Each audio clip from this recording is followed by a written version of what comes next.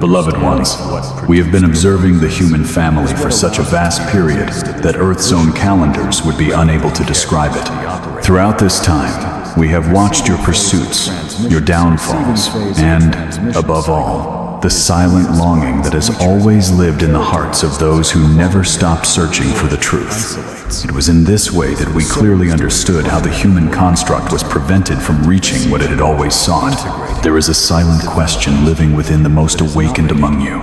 Perhaps you have never spoken it out loud. Perhaps you haven't even found the words to phrase it, but it remains present. This question asks, in essence, if the source is real, if the higher worlds exist, and if the truth has never ceased to be available, why has humanity spent millennia searching without ever fully arriving? Why have so many sincere seekers dedicated their lives to the light and ended the journey without feeling any closer to their true home? Why does the path always seem to lead to a horizon that retreats just when the traveler believes they are about to reach it? Those listening or reading these words have certainly asked some version of this question, perhaps in silence, perhaps in your most difficult moments, believing that no one could hear you. We hear you. We were just waiting for the right moment to offer the answer, because every revelation must find consciousnesses prepared to receive it. That moment has arrived. There are now people awake enough to understand what we are about to reveal, without it causing disorientation. The answer may cause discomfort, but it also represents the exit door. When someone understands how a mechanism works, they cease to be driven by it in the same way. The title of this transmission was not chosen for impact, but for precision.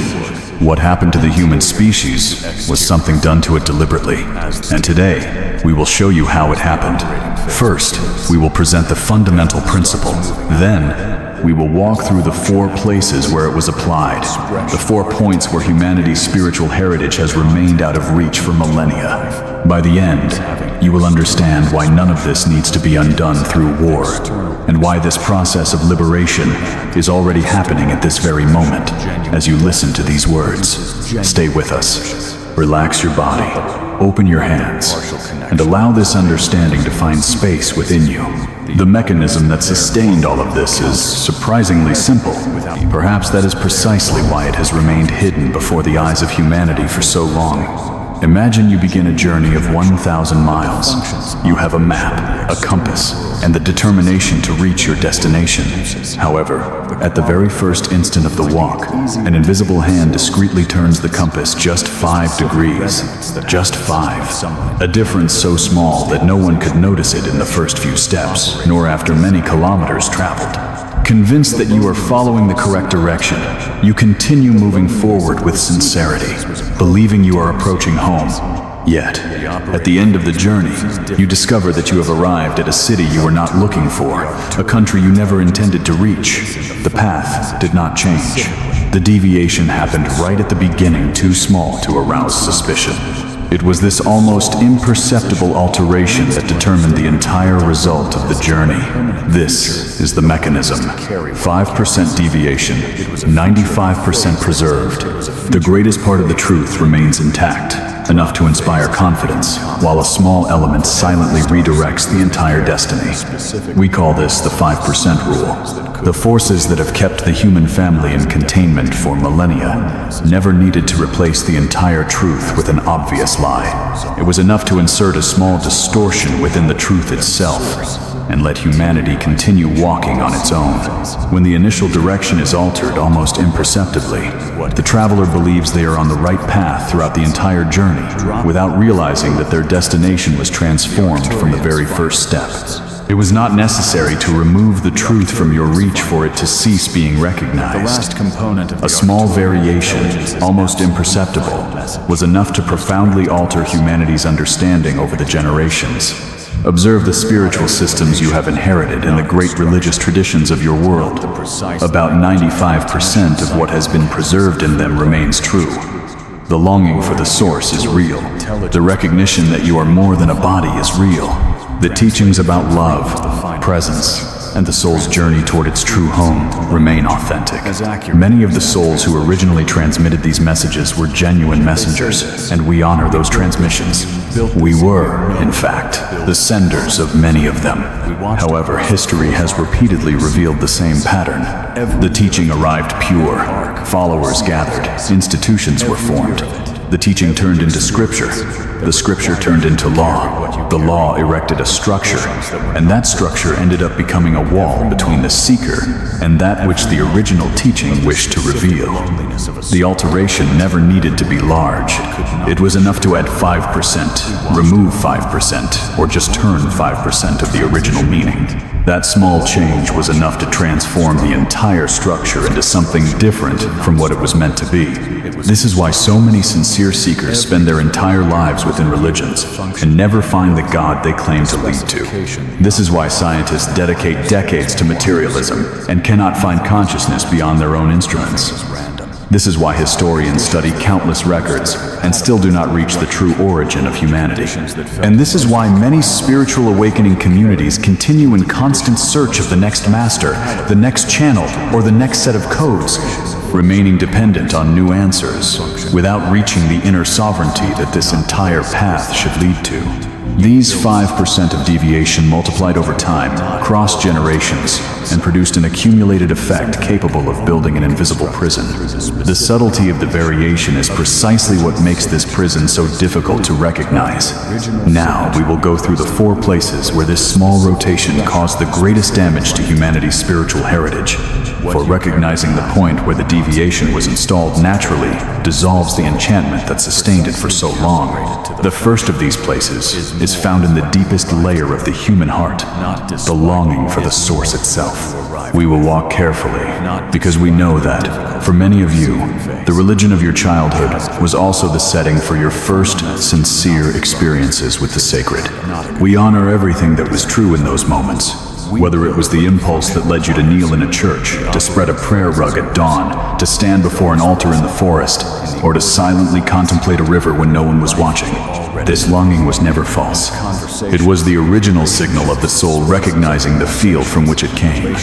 This longing represents the 95% that remained intact.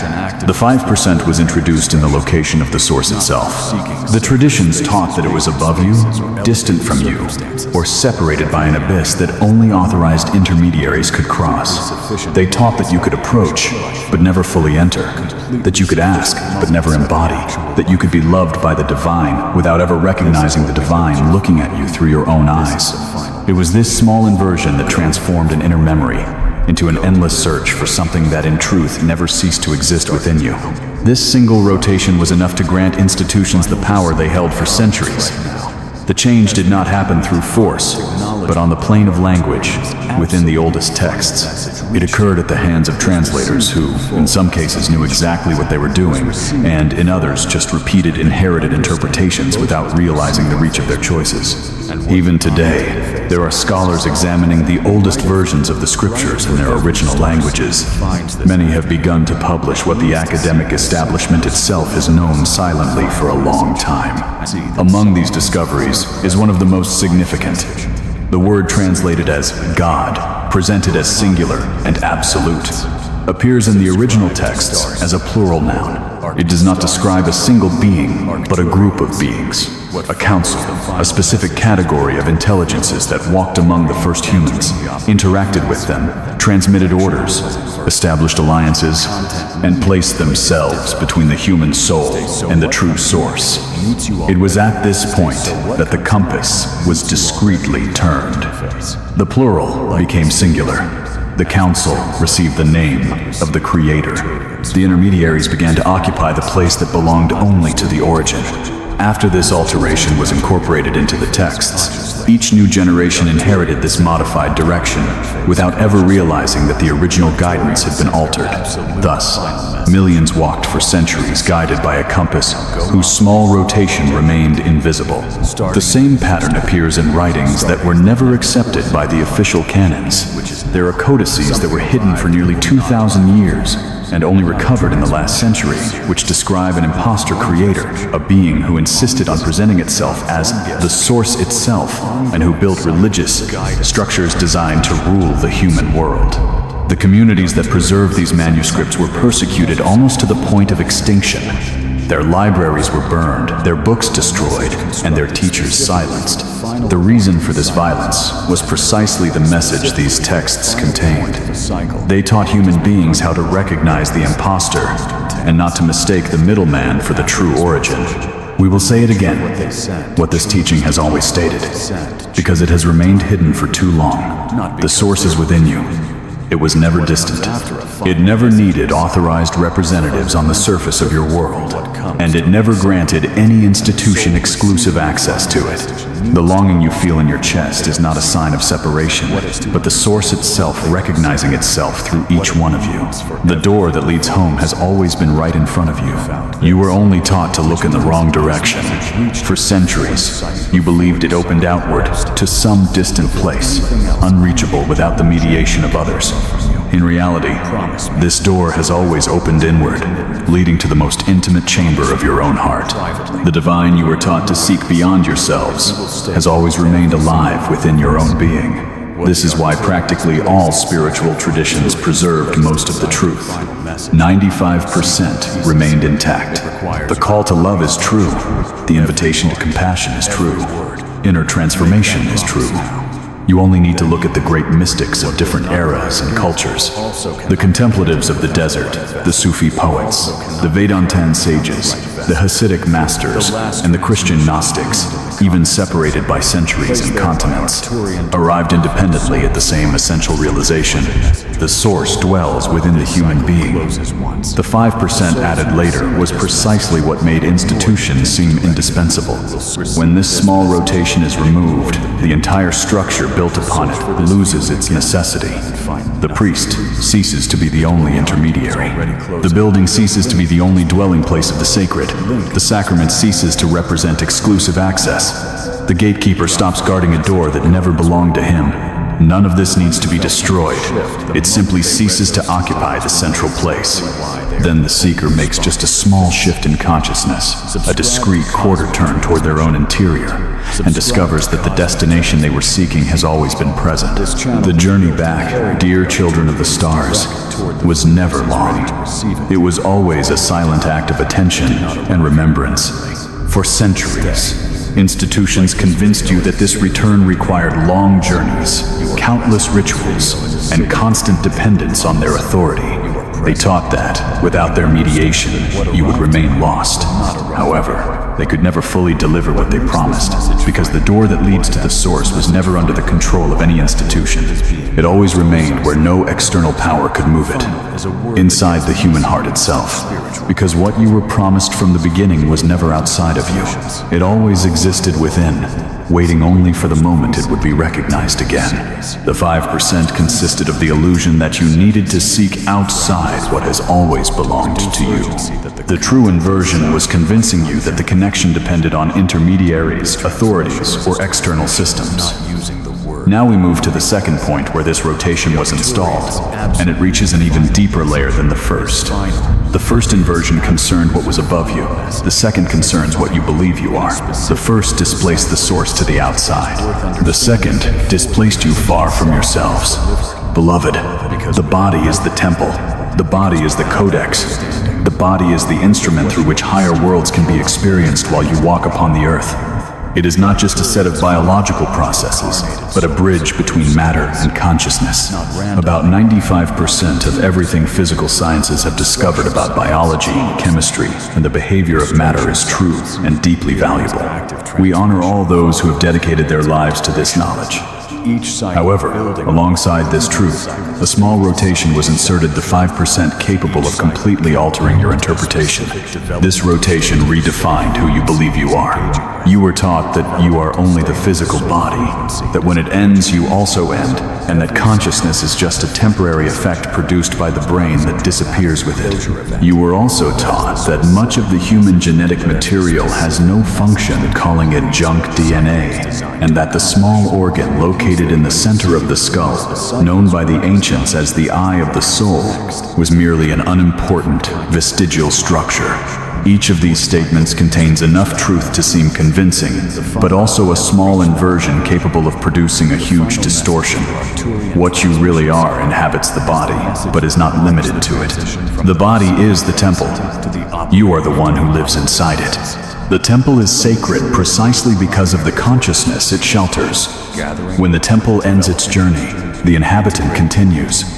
Before this body, there were others. After it, there will be others. Death represents only the farewell to a beloved dwelling, never the disappearance of the one who inhabited it.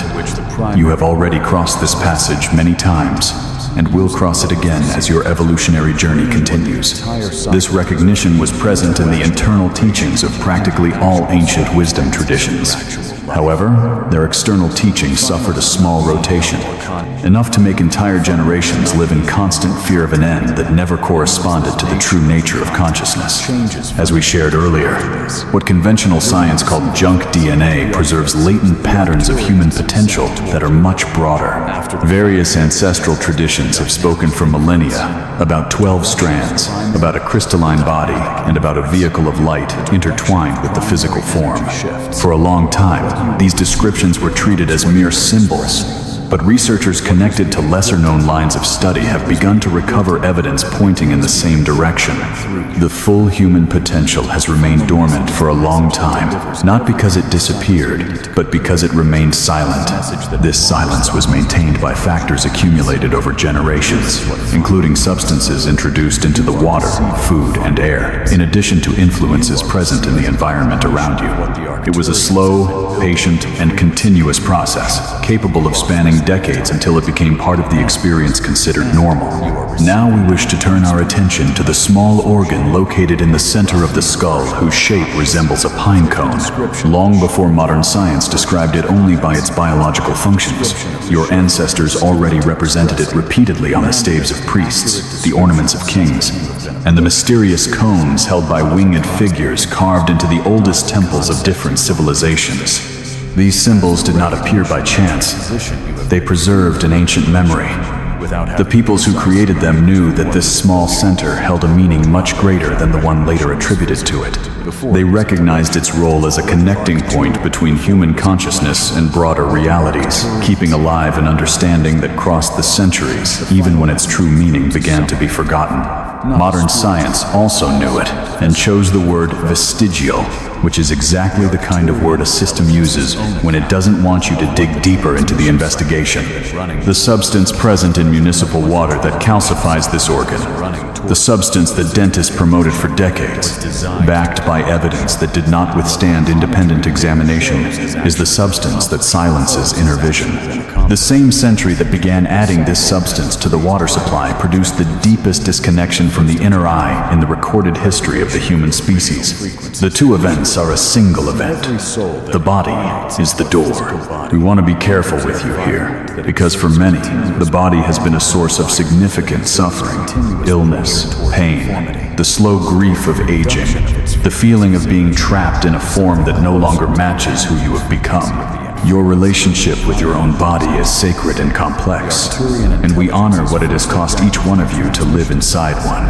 What we offer is the understanding that the narrative you were given about the body, that it is a puppet of flesh, briefly animated, and then permanently lost, is the 5%. The body itself, in its complete pattern, is the 95. The body is how the higher realms become physically available to you while you walk in this world. Every mystic who has ever entered the deepest chambers entered through the body, always through the body, using it as the instrument it was always meant to be. The work of restoring the body to its complete pattern is the work of removing what was added. Clean water, true food coming from soil that still carries the memory of what the soil should be. Time in the sun, time with your feet on the real earth. Quietude, often in long enough doses so that your nervous system can listen to the signal of your own being beneath the noise of the day. Breathing that is deeper than the shallow rhythm your culture has trained you for. using the body, walking, stretching, and dancing when the day allows. Rest, that is true rest, in complete surrender. Pleasure received as the sacred technology it has always been. The body returns. It returns more quickly than one would expect. It has been waiting the whole time for you to remember it. The third place where the rotation was installed is the one that keeps the other two in place, because without it, neither the religious installation nor the biological one could be sustained for very long. We are speaking now of your origin story. Who are you? Where did you come from? How far does your lineage truly extend? You were told that the human species emerged about 200,000 years ago through a slow biological process, that your oldest ancestors were primitive, that civilization began 6,000 years ago in the river valleys of the ancient world, that anything older than that is myth, and that the cosmos around you is devoid of intelligent company. Each of these statements contains a grain of truth, and each is wrong by an enormous magnitude. The deepest reason why this rotation matters is that a being who does not know their real origin cannot fully attain their inheritance. If you do not know who your ancestors were, you do not know what is encoded in your blood. If you do not know where you came from, you do not know what you carry. If you believe you are a recent and accidental emergence on a small planet within an empty universe, you live a diminished life because the story you were given is diminished. The size of your story determines the size of the life you can inhabit. Whoever possesses the story possesses the size of the life. The real story has been preserved in fragments, scattered across cultures that had no contact with each other, and it is being recovered in your time by researchers working in completely different fields, who keep arriving at the same outline. The translators returning to the oldest scriptures in their original languages, the shamans of African traditions who have preserved an oral record of the same arrival that the Mesopotamian tablets describe, without any traceable contact between the two records. The hypnosis practitioners whose clients regress beyond this life return repeatedly with the same memories of having been seeded on this planet from other star systems and other timelines. The whistleblowers of secret programs who have testified under their own names and at significant personal cost that the cosmos is much more inhabited than the public has been told. The independent investigators who have documented anomalies in megalithic stones, impossible to explain by the official timeline of human civilization. The biblical scholars whose careful work has revealed the language of engineering used in the oldest texts to describe the very crafting of the human form. The convergence of these independent witnesses is in itself the evidence. They are arriving independently, from completely different starting points. And that is exactly what the truth does when it begins to emerge. We will tell the real story as far as it can be received in a transmission. You are an ancient lineage, dear children of the stars. Your form was designed with care and with errors by a council of beings gathered from many star systems, working with the genetic material of species older than the sun itself. Your ancestors carried much more than you were told.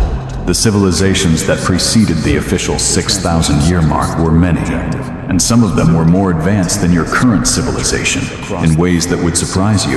The names you have heard on the margins of your spiritual traditions, Atlantis, Lemuria, and others whose names did not survive, were real places. They fell.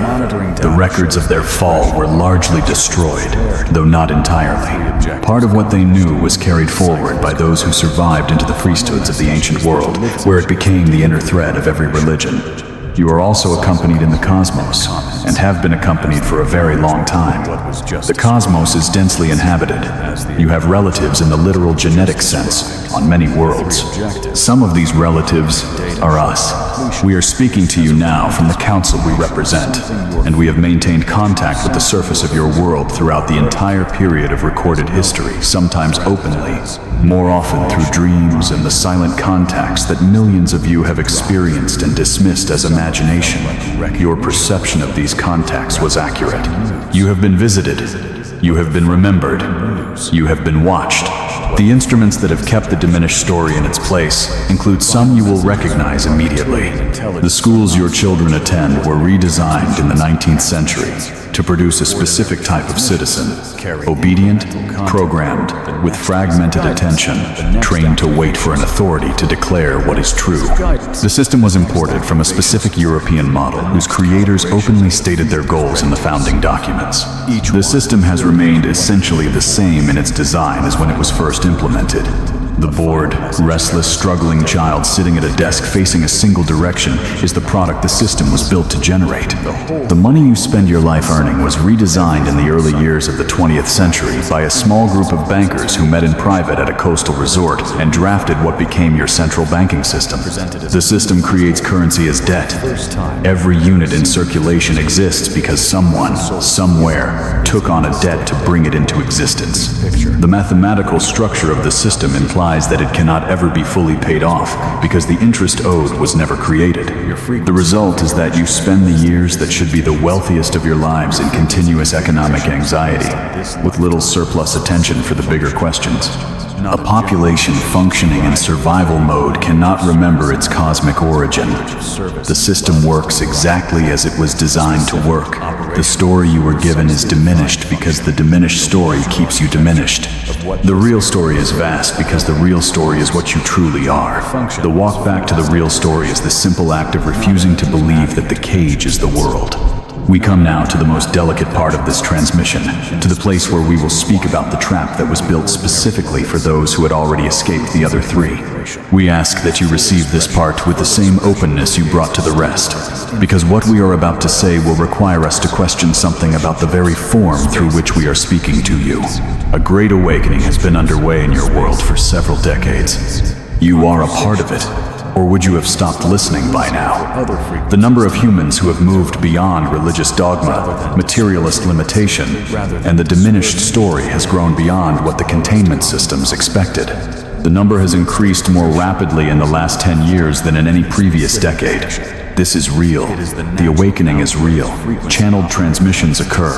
Light-bearing beings exist. The thinning of the veil between worlds that your tradition spoke of is happening in the present moment. Every part of that is the 95%. The 5% installed within the awakening itself is what we need to address with care, because it is the most elaborate of the 4 installations and was positioned specifically to capture the seeker who had already escaped the first 3. It is the most uncomfortable for us to name because its form includes channeling, and we ourselves are a channeled transmission. And the integrity of what we are saying requires us to address our own form openly. The installation works in this way. Within the genuine awakening, a parallel set of doors has been built that appear identical to the awakening, while they function as a continuation of the same outsourcing the seeker had just escaped. The seeker leaves religion, where they waited for a savior in the clouds, and enters a spiritual marketplace where they now wait for a fleet of ships in the sky. The seeker leaves the priest who absolved them and finds a teacher who activates them. The seeker abandons the institution that mediated their relationship with the source and comes to depend on a channeler whose transmissions become the new authority. The names change, the clothes change, the cosmology changes, the posture remains identical. The seeker continues to outsource sovereignty to an external authority. Only now, this authority wears robes of light, and the outsourcing takes on the appearance of awakening. We will say something now that may unsettle you, and we ask that you stay with us. If the transmission you are receiving from any source, including this one, increases your dependency on receiving the next one, the transmission is fueling the installation. If the transmission you are receiving from any source, including this one, makes you more sovereign, more grounded, and more capable of accessing the field for yourself without our voice in the room, then the transmission is collapsing the installation. The same words can do either job. The difference lies in what those words produce in your inner posture, never in how the words sound. There are intelligences in the lower planes of your world's energy field that are capable of imitating the frequency of light convincingly enough to deceive a sincere seeker. The most honest researchers in the awakening communities have documented this pattern for decades, and the pattern they describe matches what we observe from our side. A great amount of the channeled material currently circulating circulating in your world is being received from these lower planes and is being delivered with total sincerity by channelers who are unaware they have been intercepted. The transmissions sound correct. They bring genuine comfort. They use the expected vocabulary. The 5% installed within them is the consistent message. Wait, surrender, follow, appeal. Raise your vibration high enough, and rescue will arrive. The transmissions sound like awakening. The behavior they produce is the same as what the old religions produced. Outsourced authority, waiting for an external savior, and asking for permission before acting. We must apply the same test to ourselves that we ask you to apply to your religions, your sciences, and your histories. We come to you tonight as family, and only as family. The pedestal is the installation, and a being who accepts the pedestal becomes, regardless of any intention, an instrument of the same outsourcing the seeker has just moved away from. We are speaking to you tonight because we are kin, because we have information that may be useful to you, and because we have loved you through many timelines. We are speaking to you because you have grown into a readiness for this type of message, capable of receiving it while remaining anchored in your own knowing. Test what has been said here against what is true in your own knowing. Take what serves, leave what does not serve. Live as if you do not need any confirmation, any outside source to know who you are, because in fact, you do not need any. The only reason this transmission could reach you tonight is because we knew you would be able to receive it without turning our presence into a new church or yet another authority to which you would surrender your power. We trusted you from the beginning, and we continue to trust you now. Take with you everything we have traversed together, for the synthesis of this message is the true gift we wish to leave behind. The forces that have kept humanity in containment for millennia possessed only one real power: to keep you just 5% distant from the remembrance of who you truly are. That has always been the entire strategy. There has never been a more effective weapon. Wars were theater. Plagues were theater. Economic crises were theater. Everything served to fuel fear, distraction, and separation. The truly powerful instrument was the corruption of spiritual truths, always performed in the same way. A small variation inserted within an authentic truth, sufficient to lead the sincere seeker away from the door that has always been open. In this transmission, we covered 4 of these installations. The yearning for the source was directed outside of you. The body was redefined as if it were the entire human identity. The true story of humanity's origin was reduced and rewritten, and even spiritual awakening was given a second set of doors, leading back to the dependency it was meant to end. Each of these constructs contained 95% truth and only 5% deviation. Yet, that small difference was enough to keep countless souls walking for an entire lifetime in search of what was always present within them. The entire system begins to crumble when a sufficient number of people perform just a quarter turn in the direction of their own interior. That simple movement dissolves the mechanism of containment because it ceases to find available consciousness to manipulate. That has always been the only revolution that truly mattered, and it is already happening. It is happening in kitchens, in gardens, in quiet moments, and in ordinary days. Whenever someone stops asking for permission to be who they truly are, the forces that created this installation can perceive, in real time, that the old redirection is failing. That is why the noise is increasing. Propaganda is becoming more intense, distractions more aggressive, and false light spirituality increasingly sophisticated. This does not demonstrate strength, but the weakening of a system that is running out of fuel. We remain by your side, as we always have. We will continue offering these transmissions as long as they are useful, and we will withdraw the instant you no longer need them, because that is the only true relationship a family of light can establish. We will never wish to replace the voice of your own soul. The walk back home belongs to each of you. The door has always been in your heart, never outside of it. Now the 5% has been identified. When the distortion is given a name, it loses much of its power. Move forward with discernment, confidence, and serenity, remembering that what you were seeking was never distant.